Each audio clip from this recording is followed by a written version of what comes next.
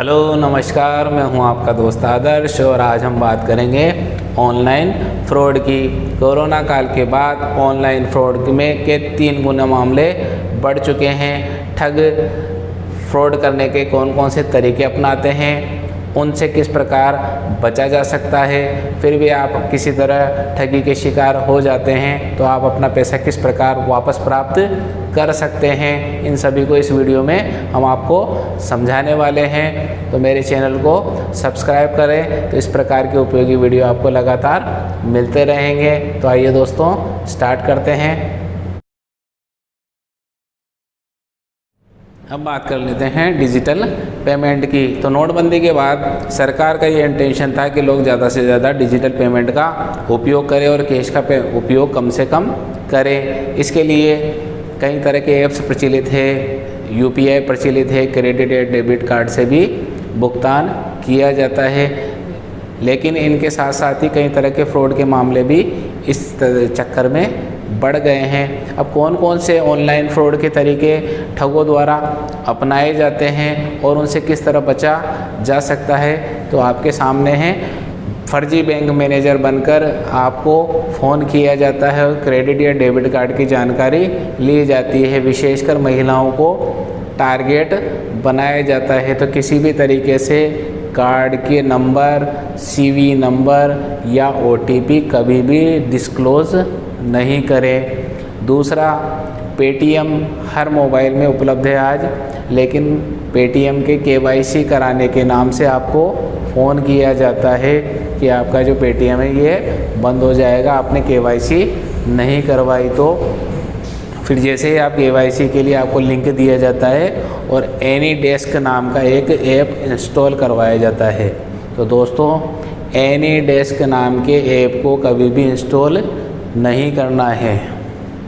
तीसरा तरीका ये अपनाया जाता है, आपको इनाम निकलने का एक एसएमएस भेजा जाता है और कलर की एक लिंक होता है।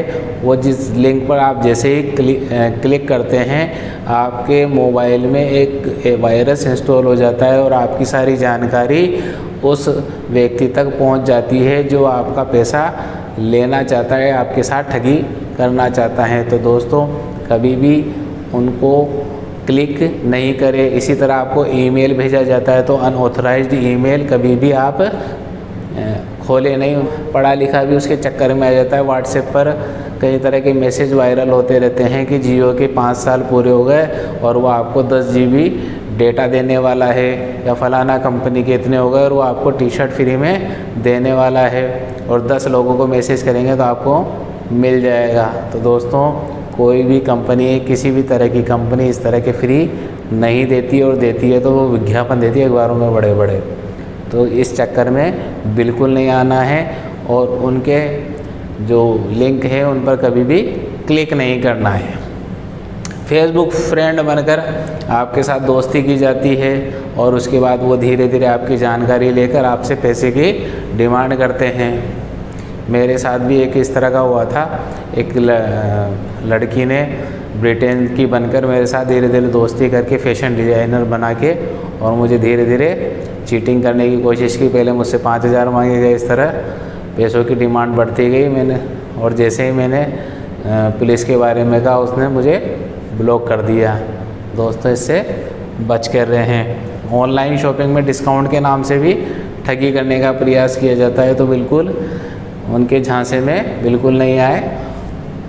सिम कार्ड अपडेट करने के बहाने भी ठगी की जाती है, और विशेषकर आजकल जो प्रचलित जो तरीका है वो OLX में विज्ञापन दे दिया जाता है गाड़ी बेचने का, फ्रिज बेचने का या किसी भी तरह के बेचने का, और विशेषकर वो अपने आप को फौजी के आईडी के रूप में प्रस्तुत करते हैं कि भाई मैं फ़ौजी हूँ और आप 2,000 रुपये या 5,000 रुपये ट्रांसफ़र कर दीजिए। आईडी वाईडी वो सब दे देते हैं, आपको फ़र्जी उपलब्ध होती है वो।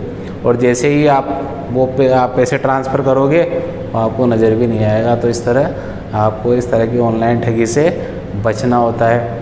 या किसी की बीमारी का बहाना बनाकर भी आपको फ़ोन किया जाता है कि वो बच्ची ब्रेन ट्यूमर से पीड़ित है और आपके पैसों की ज़रूरत है। इस तरह की भी ठगी करने का प्रयास मेरे साथ हुआ था। तो दोस्तों, आप कस्टमर केयर पर कहीं पर फ़ोन करने के लिए गूगल सर्च करते हैं और किसी भी कंपनी का, बैंक वगैरह का, तो कस्टमर केयर का नंबर आपके वहाँ लिखा होता है, तो कभी भी उस पर विश्वास नहीं करें। केवल जो वेबसाइट है वो www.http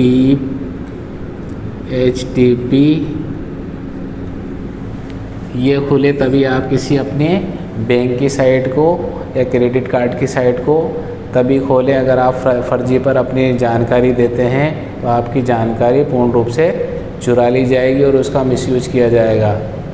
तो कम से कम अनऑथोराइज्ड साइट पर जाकर आप कस्टमर केयर के नंबर या अपने बैंक की साइट ओपन नहीं करें। बात कर लेते हैं उन परिस्थितियों की जिसमें आप अपनी तरफ से पूर्ण रूप से सावधानी बरतते हैं, उसके बाद भी बैंक, उसके कर्मचारी या किसी अन्य कारण से आप ऑनलाइन ठगी का शिकार हो जाते हैं, तो आपको कौन कौन से स्टेप उठाने चाहिए।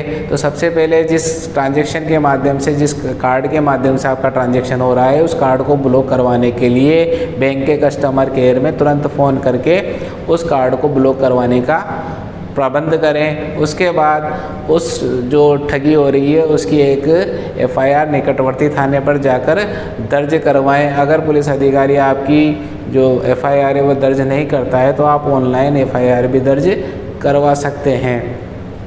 उसके बाद 6 जुलाई 2017 को RBI द्वारा एक सर्कुलर जारी किया गया था जिसमें बैंकों और कस्टमर के लिए लायबिलिटी निश्चित की गई थी। अब वो लायबिलिटी क्या थी दोस्तों?